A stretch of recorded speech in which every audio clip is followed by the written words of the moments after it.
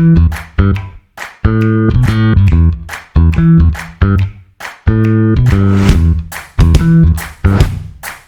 listening to the Common Fan Podcast, a Husker football podcast for the common fan, by the common fan.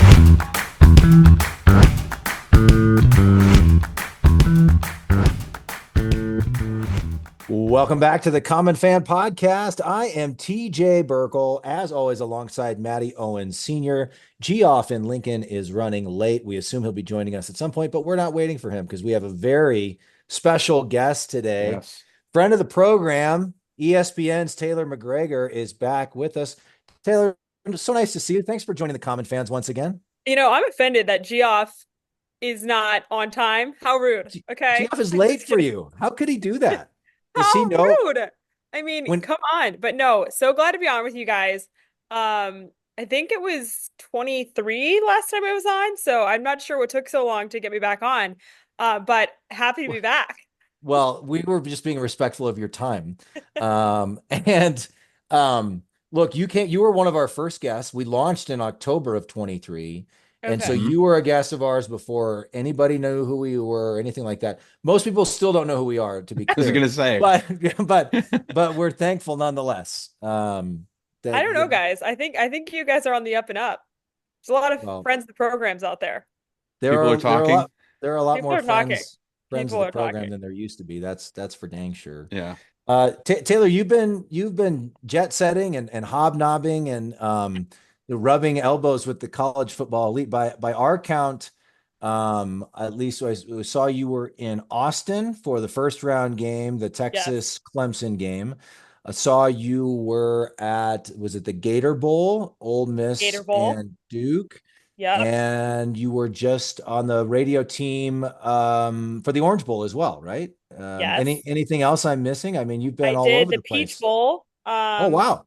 Yeah, I did the Texas-Arizona State game.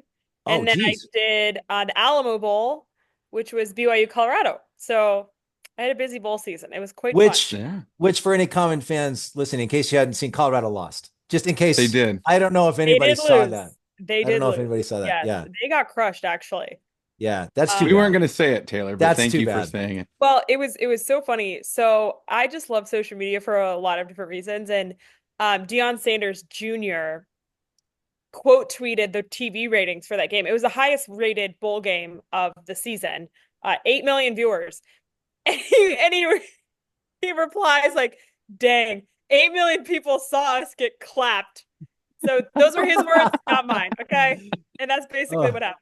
Yeah. That's pretty good. I didn't know where you're going with that. So I was going to say, well, whatever's important to you. I mean, they lost, but I guess if they were happy with the viewership. Geoff, so lovely of you to join us. Welcome. So nice Thank you. I'm so sorry for being late. Good to see you again. Good to see you. Matt, can we we're recording, Jeff. So, okay, I'll behave. Yeah, good. Matt, if you watch the language this time, and if you could mute Jeff for the rest of the episode, that'd be great. Yeah.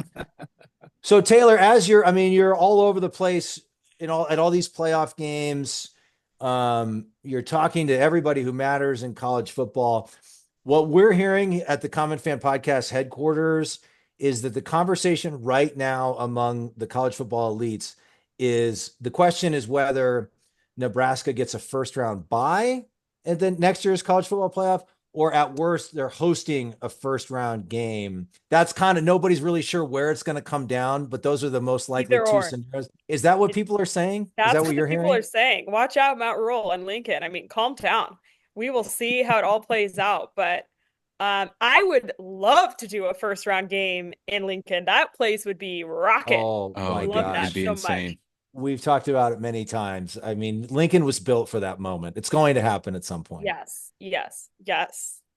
Which, by the way, I just want to say the first round games were so awesome for college football. I mean, Austin was rocking all week long. We were there. And just to experience that atmosphere was really, really cool. And I am friends with a lot of people who went to Texas, and they all texted me like, that was the best atmosphere we've ever been a part of. And granted, Texas, it's been a while since they had been really good. They've been good the last couple of years, but so a lot of them had never experienced in their adulthood a game like that. So it was awesome.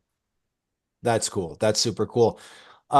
I'm glad you went there because there's actually been a lot of discussion about the first round games in particular and whether or not certain teams belonged there or deserved to be there.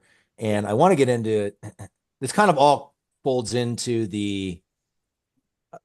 you could argue it boils down to the SEC versus Big Ten drama a little bit, or more, or even more specifically, the SEC versus everyone else drama a little bit. So there's a little bit of that. We have some Here's specific. My take. Yeah. You know my take? Okay. Yeah. My take, I'm just going to jump right in. We're in the middle of the NFL playoffs right now. There have been equally as bad of games in the first round, maybe worse, right? But nobody's arguing because everybody understands the process and they believe in the process of how the teams are selected. The problem in college football is people don't believe and trust in the process in which teams are being selected. So that's my biggest gripe with the whole system is how do we get to a point where we can all buy into how these teams are being selected? And it's really hard because of the different conferences and these teams don't play each other all season long. So it's not in the NFL model where you have all of these, common opponents and these equal strengths of schedules, if you will. And so certainly there's a lot of things at play, but to me, it's like, how do we get to a model where people are on board with how the teams are being selected? Because once we get to that point, I don't care how bad the first games are or are not. If you can believe in that and trust in that, then it is what it is. Bad football games happen all the time. Look at Oregon, Ohio State. Like bad football is better than no football, in my opinion. I'll take bad football better than no football. 1,000%. Yes, agreed. Well, and I think part of the problem is college football is so unique. Like it's better than it's ever been. How often was it not settled on the field? Like for the longest time, the part of the problem is the history of how we think about college football, in my opinion, because there's always been this beauty pageant component to it. Mm-hmm. And for way too long, well into all of our lifetimes, it was decided by voters. It was decided by AP voters and coaches poll voters. Then we had the BCS. They tried to bring some structure and process and format to it. And then finally we've had the playoff. And so it'll continue to evolve. I think it'll continue to get better, but we're at least in a place where it's pretty hard to argue that, the top 4 or 6 teams weren't in the playoff. You can argue about 10 through 12 and maybe Alabama or Ole Miss or some of these other schools maybe should have been in or shouldn't have, or some of the schools, SMU or whoever shouldn't have been in, whatever. But by and large, you're right. Everyone trusts the process in the NFL. I think because the history has been, it's been settled on the field. In every other major sport, they settle it on the field and everybody goes with that. The divisions are not equal in the NFL. It wasn't fair.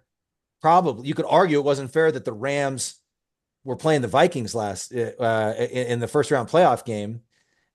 This is going to come out a few days after we're recording, Taylor, so I'll try not to give anything too time specific. You could argue that wasn't fair, but the Rams stuck it to the Vikings. Take care of your business on the field, right? That's what it comes down to. And so that's sorry, a little bit of it. And there's always, I think there's always going to be a human element to all of this, right? To selecting the CFP teams, because if we left it to the computers, we tried that, years ago, there was computers and the computers are going to be flawed at some point too, right? If you look at ESPN's FPI, which is usually very helpful, sometimes it's not always right? I don't know. It's probably majority of the time it probably is, but there's always going to be the human element to selecting these teams. And then no matter how many teams are in the playoff, if we move to 16, then the teams that are ranked 15, 16, 17, 18, 19, 20 are going to be like, hey, we deserve to get one of those last few slots. So there's always going to be some type of controversy about who gets, and it's just like basketball. Right? There's bubble teams like, oh, so-and-so deserves to get in with their 22-11, and this team's 19-13, but they play in, there's always going to be that. There's always going to be controversy, I think. I agree with you. And I think with all of the controversy, I think it's great for college football because what it did is it brought so much more value to the regular season. And I think people didn't really understand how that was going to shake out. same with bowl games. Like, is it going to impact Yes. them negatively? Like, what's going to happen with this? And I think what we saw was an increased level of interest in so many more schools towards the end of the season because all of these teams now are vying for a playoff spot. I mean, I had Arizona State BYU week 13. Basically, at the time, it was for a spot in the Big 12 championship, which if you win the Big 12, you go on to the playoff. It's just what happened with Arizona State. They ended up winning the Big 12 and clinched a first round bye and then played in a quarterfinal game. Like 2 years ago, people don't really care about that game. Sure, it's like a big deal maybe in the Big 12, but like it had national interest because it was for a spot in the college football playoff. Mm-hmm. And like that is so great for the sport. It's great for these programs, the eyeballs on these other programs. Like I think it's just been so great for the sport. So like we joke there's all this controversy and I'm kind of like I love it because people are talking about it. And like any publicity is good publicity in that sense.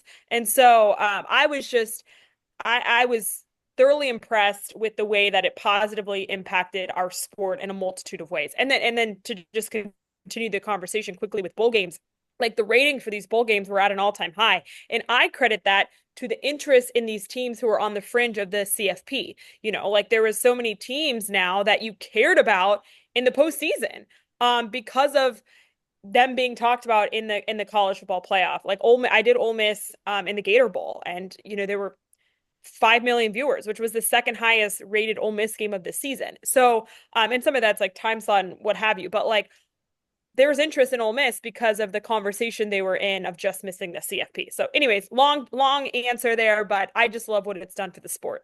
Well, and I think all of America outside of a certain region has been cheering against the SEC throughout all of bowl season. So I think that's part of it as well. Well, yeah, there's always that. It's always the SEC against the world. Careful. No doubt. Taylor's No an doubt. SEC gal, so. Yeah, tread lightly. I went to college in the tread SEC. Lightly. I just cheer for good games.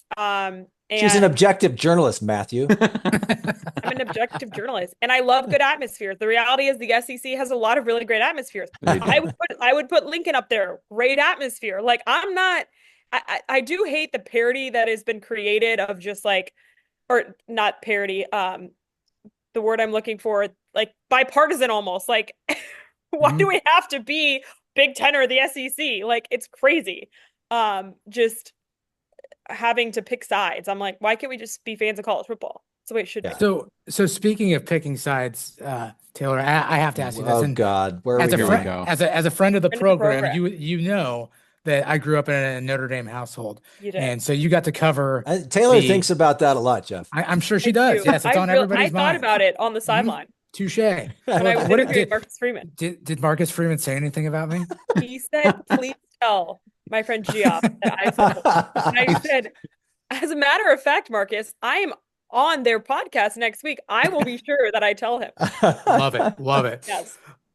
My question though is you kind of, and TJ brought it up too, is the SEC tends to be the villain in a lot of scenarios with college football, just because it means more down there. But as I grew up in Lincoln, Nebraska, I did get the sense that not a lot of people were very big Irish fans. And I get it. Like you kind of got pounded over the head with Notre Dame was always overrated. They always got ranked in the top 10 no matter what.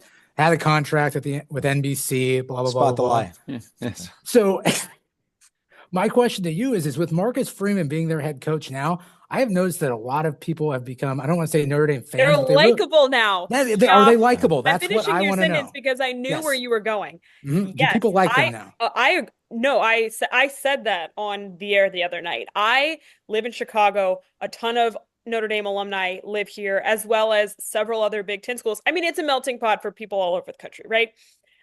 I used to think that everybody outside of the fan base of Notre Dame hated Notre Dame. It has completely changed. Even my friends who aren't really college football fans, they're like, hey, who's that Notre Dame coach? You know, and he's brought a likability factor to Notre Dame that is very real. And I would say that the team has taken on the persona of their head coach. Riley Leonard is a great example of that. Like, you can't root against Riley Leonard if you know him as a human being. He is just such a nice kid.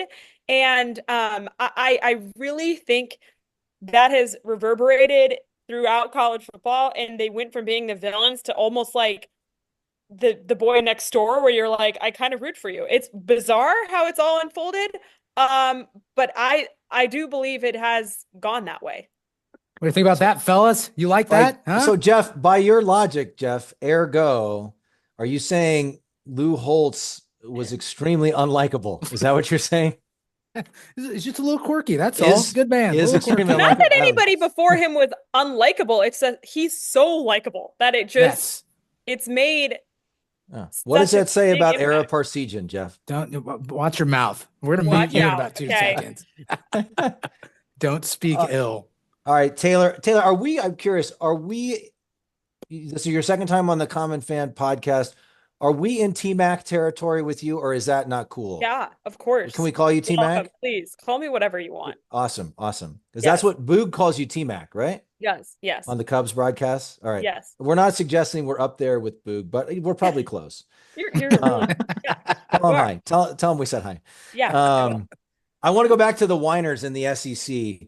Now, Lane Kiffin, Husker fans have always had an affection for Lane Kiffin, and I feel like every time there's been an opening, maybe not the when Frost got fired, but pretty much every time there was an opening, it was like, what about Lane Kiffin? Because of his connection to Nebraska. Because his dad's from Nebraska. His dad was Bob Devaney's defensive coordinator. And he was born in Nebraska. I think Lane was born in Nebraska. I think that's right. Yeah. And still has a ton of family in Omaha. I know that. Yeah. So big Nebraska connection there, and so we love Lane, due respect to Lane Kiffin, but I want to read his quotes after the bowl game that you covered. Quote, it's just talking about the SEC. It's just totally different. And these comparisons of other conferences in the ACC and Big 12, it's just like we might as well be in different leagues, not different conferences, different leagues. So then he said, like, here's the NFL, here's the SEC, like putting his hand like right below where the NFL was. Here's those few Big 10 teams. So not even giving the Big 10 credit, just a few of the Big 10 teams. And here's everybody else. So you're going to see it in the NFL drafts. It's going to be different, just like it always is with the SEC. The amount of kids drafted out there or out of here and there. It's really a bad system, talking about the college football playoff. And I'll just keep reading just for a moment. He went on to say, any of those coaches ever been down here in the deep South, some of these stadiums, and played in these games? How do they even know? How do they even know what it's like to win in these stadiums, in these places, and on the road? It's much different than where these other conferences go and play their 6-6 teams that they've got to go play. Lane Kiffin never one to shy away from controversy. I'll tell you that. He's one to stir that up. Those comments were actually made, I think, either right before or right after Selection Sunday, because those, unless he repeated it, but I remember when that happened. And then he took jabs at the ACC on our broadcast, and it was a whole thing. But here's what I will say. Is there more NFL level talent in the SEC? Yes. Yeah. Are these stadiums across the board? Are they across? I'm talking across the board, not the top, like across the board. Is it harder to win on the road? Probably, yeah. But what Lane Kiffin also forgets to mention is these are hypothetical situations. He should have beat Kentucky at home. Yes, exactly. Mm-hmm. Exactly. He went on the road and lost to Florida, lost to LSU, okay, I can live with those losses. They were both one possession games, whatever. But okay, then where's the credit for an Indiana team that took care of business? Yes. In every game that they played. I'm not arguing some of the things that he said. And look, I'm just repeating what coaches said. I remember when we met with Brian Kelly after his first year at LSU. And he was like, and I was like, what's the biggest adjustment? And he said, I had no idea how hard it was to win on the road in the SEC. There is an element of every single week. It's different. Caleb Downs, who was at Alabama, transferred to Ohio State. He said it this year.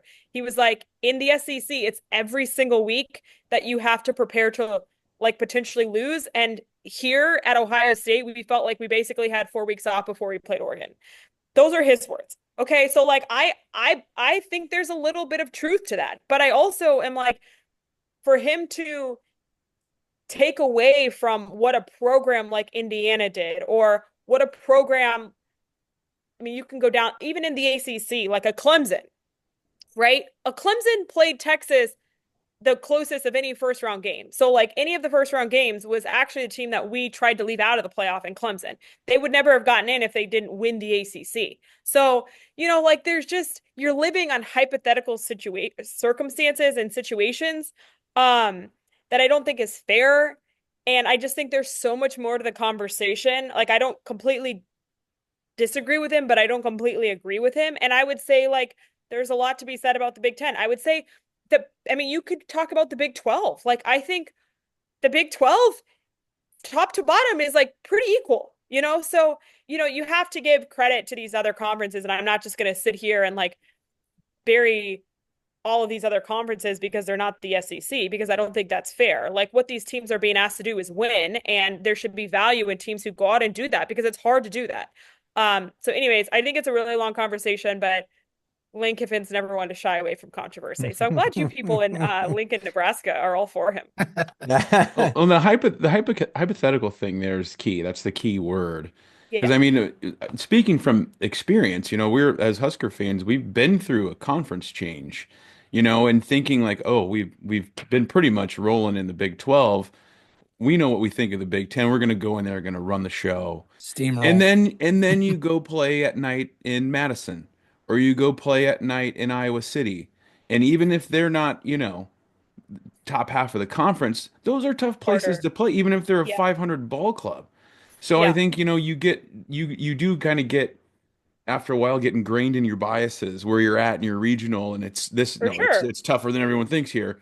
So yeah, I mean, it's all hypothetical, but SEC, I'm not going to argue that it's the toughest conference to play in regular season, but it's pretty dang tough to win on the road to the Big Ten too. No, 1000%. I completely agree with you.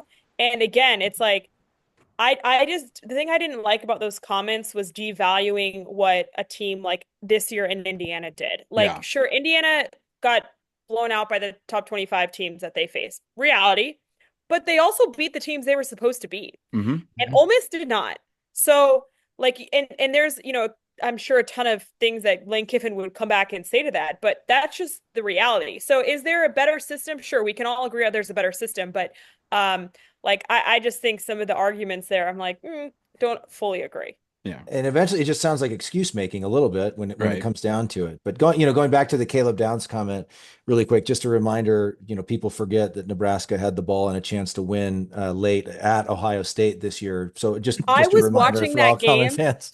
I mean, listen, we don't cover the Big Ten. I was cheering for Nebraska to win just because I love parity in college football. And like, was that the week before?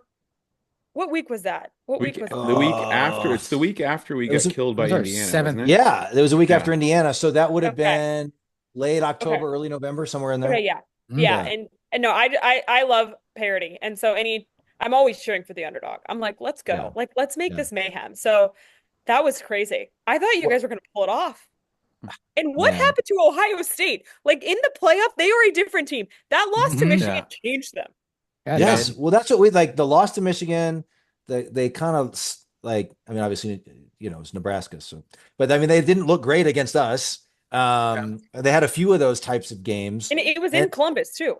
Yeah, it was in Columbus. And then suddenly they look like the best team in the world for most of the playoffs. That Oregon. I think yours truly saw it coming. They're gonna. I knew as reflected by your Taylor probably knows your betting slips. Matt, Taylor listens. Taylor listens to the pod, so she would know. Before the CFP started, I said, "Look out for Ohio State." I did. Go back and watch the tapes. Which episode was that, Matt? Can you find that? Was this after the loss to Michigan? Yeah. Yeah. Okay. So not to toot my own horn here, but I am going to, anyways. I told our crew the night before the Michigan game, I was like, they're going to lose to Michigan and they're going to go win the national championship. I said that. I was like, I just had this feeling. I'm like, That's surrounded by so many nauseating Michigan fans. I'm like, I know what's going to happen. You people are putting all of your eggs into this Ohio State basket. So they had checked out of the season. They're like, the only thing we care about is beating Ohio State. And then Ohio State's over here like, we're the 3 touchdown favorites. We're going to roll in this game. And they got rolled. Yep. didn't go their way. And I knew that that was going to be the thing they finally needed to wake up this roster that all season long we've been hearing about is the best roster in the history of college football. Finally, they woke up, and here they are. Yeah, So I think- I didn't think it was Wow. actually that hard to predict. I Okay. think job Matt, give me a security little, is give me a big- little credit, Taylor. Come on. No, I mean, okay, I'm giving you a lot of credit. I agree. They woke up Matteo, and you're there. Matteo and T-Mac have been way out in front on this. Taylor, maybe we talk offline. You want to come on and do a semi-regular betting segment? I think everyone could benefit from your analysis and your Matt wish needs I- all the gambling help he can get. Yeah. I don't Everybody need any does. help, Jeff. I've been doing great. Sounds like it. Going back to the point about NFL talent in the SEC, Sam McEwen of the Omaha World Herald, friend of the program, looked at this and he went back 2022 through 2024 and he added in the West Coast teams, the new West Coast teams in the Big Ten, and he added in Oklahoma and Texas in the SEC and looked at the number of players drafted. So just kind of interesting tidbit. So in 2022, SEC had 72, Big Ten had 64.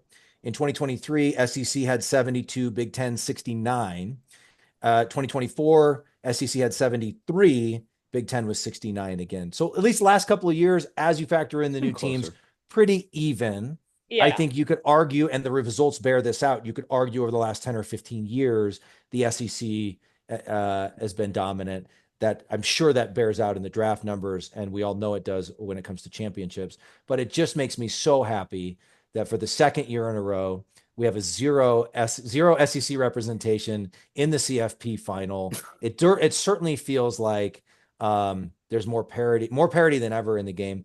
Which is Taylor, so would great you for the say sport. that's because other people are now able to pay their players, which the SEC was doing for a long time before that? Is that why that is? Well, okay, listen, I think of course you have to factor in NIL. I think there's realness to that, but I think beyond that, and when you talk to coaches, they'll verbalize this, like before the Georgias, the Alabamas, even the Ohio States, like they were able to stockpile talent, and like their backup to the backup to the backup is a 5-star. Mhm. Yeah. And now those 5 stars don't want to sit on the bench. They want to go elsewhere. And so you're not able to keep the depth and have these like mega teams like you used to see. There's more holes because of the portal. And I think that's been great for college football as you're seeing talent spread out because these guys want to play. They don't want to be the backup to the back to the backup.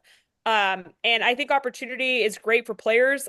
So I think that has more of a factor, is playing more of a factor than anything as to why you're seeing more maybe talent dispersed across teams. Now, certainly NIL matters, and that's why you're seeing some of the larger brand schools have success, aka Ohio State, Texas, like the big collectives, like that matters. It does. I'm not going to Nebraska in the playoff next year.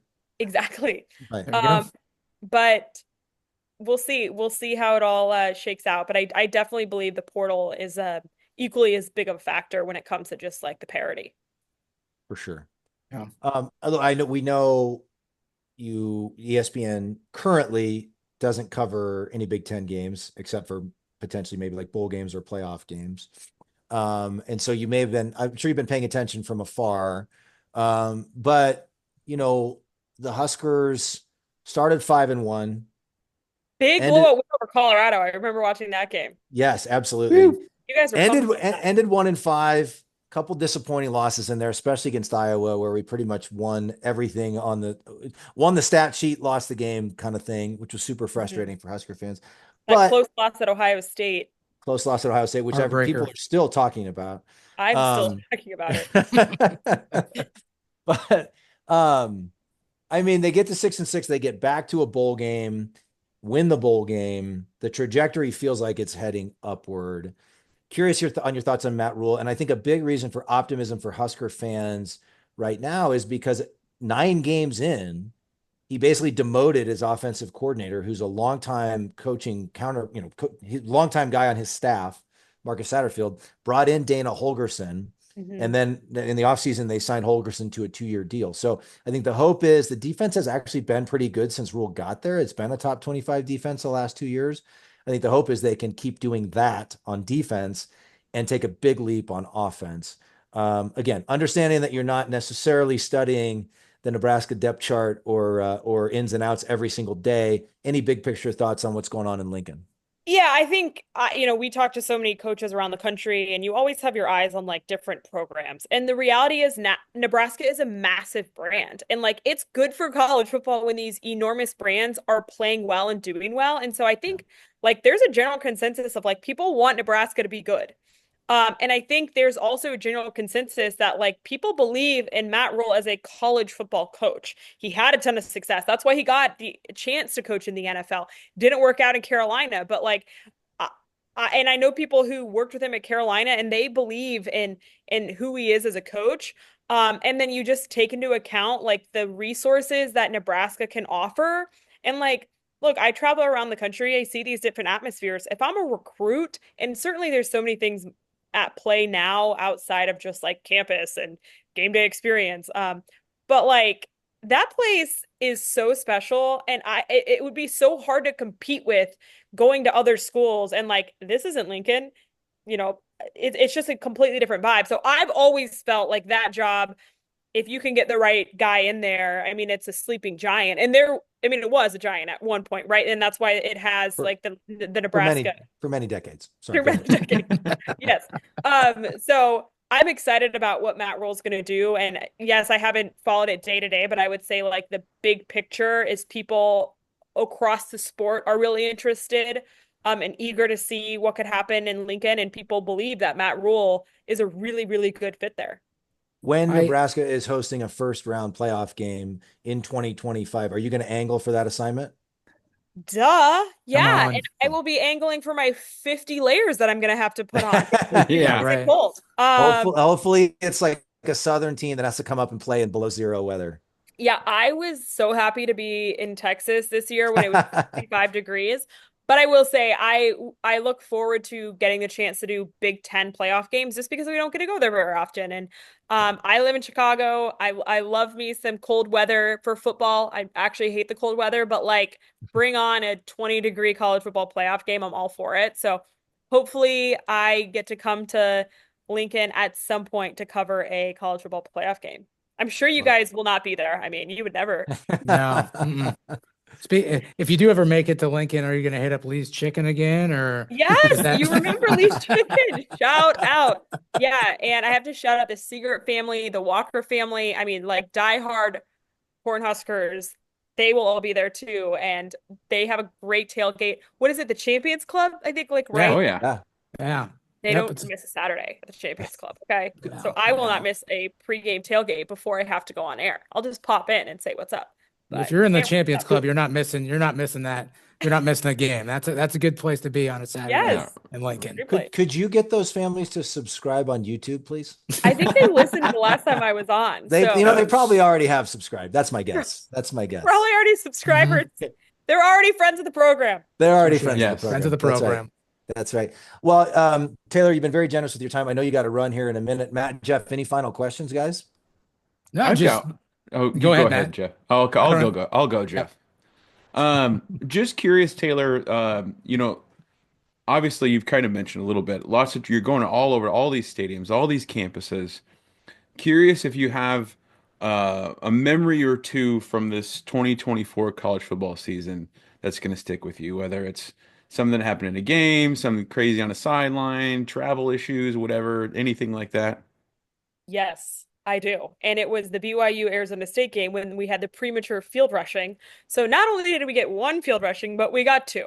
So if you remember the end of that game, Arizona State had the ball fourth down. Like, I don't know. I'm still not sure what they were doing with clock management, but Sam Levitt threw the ball up thinking that he was going to be able to burn the clock out with that throw. Ball ends up landing with the second left. So the students don't realize that, right? Like they're just like, oh, it's the end of the game. Like we're up. And so they rush the field. And then the referees are like, no, there's still 1 second on the clock. And oh, by the way, you turn the ball over on down. So like BYU now gets a shot at the end zone. And it was like the 50-yard line. And so the students rush the field. I'm standing next to Kenny Dillingham because I'm trying to get the post-game interview. But I know it's not really at the end of the game, but like I can't lose sight of him as the students are rushing the field. He's learning that they're going to put a second back on the clock. He is losing his mind. There was a viral video of him that he was like yelling, and I'm standing right there.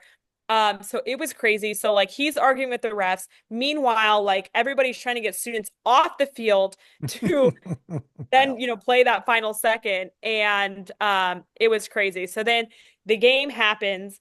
The final second happened. Another storm rushing. I go to get Kenny Dillingham again, but this time a student had snapped something with my handheld mic. So like the way they set these microphones up for RF capabilities is it's basically like a cell phone tower.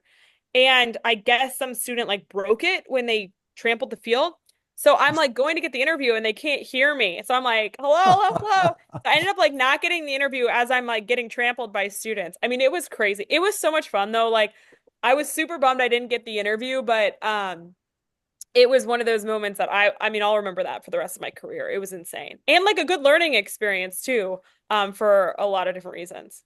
You don't get those with your Cubs reporting. No The field moments rushing. like that. Yeah, you do not. That's not what quite makes the college same. football so awesome. Dillingham seems like a really good dude.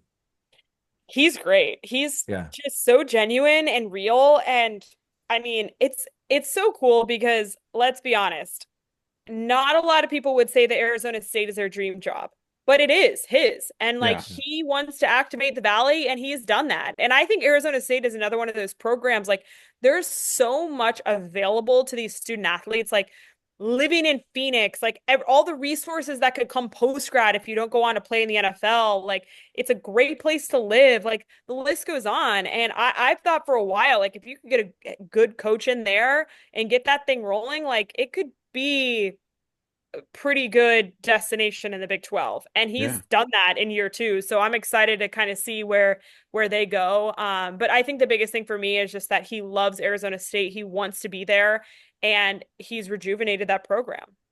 That's cool. Geoff, did you have something real quick? Well, I had a question actually. This is time sensitive, right? Can she do like a pick 'em for the championship, or is that allowed? Why don't you ask Ohio Taylor, State. Jeff? Why are we talking about her like she's not here? Well, I wanted to make sure that was okay. I'm picking Ohio State. Oh, yeah, I love know. of God. I hate to say Okay. it, Jeff. but All right. Well, listen, I root for a good game.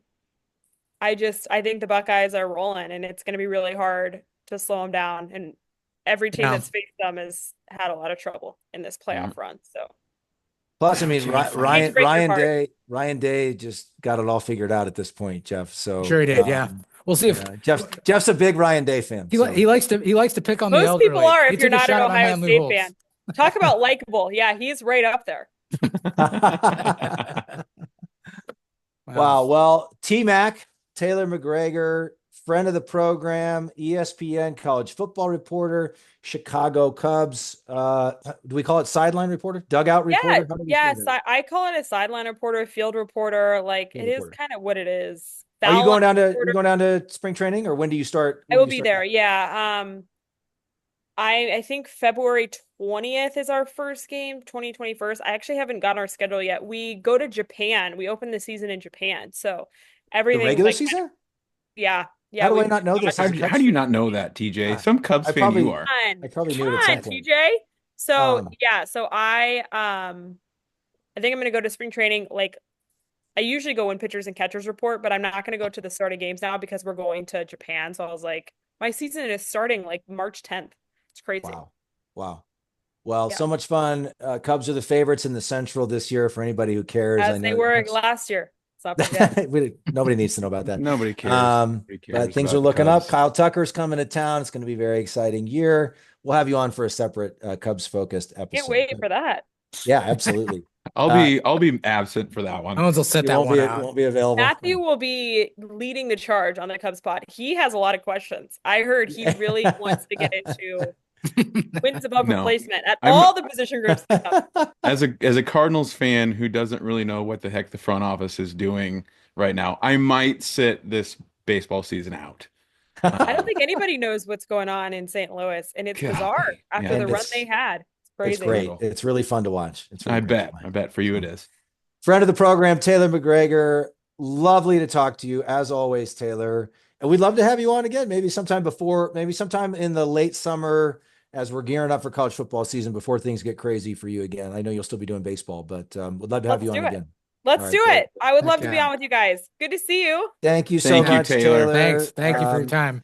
We'll be back at you soon, Common fans. In the meantime, as always, GBR for life.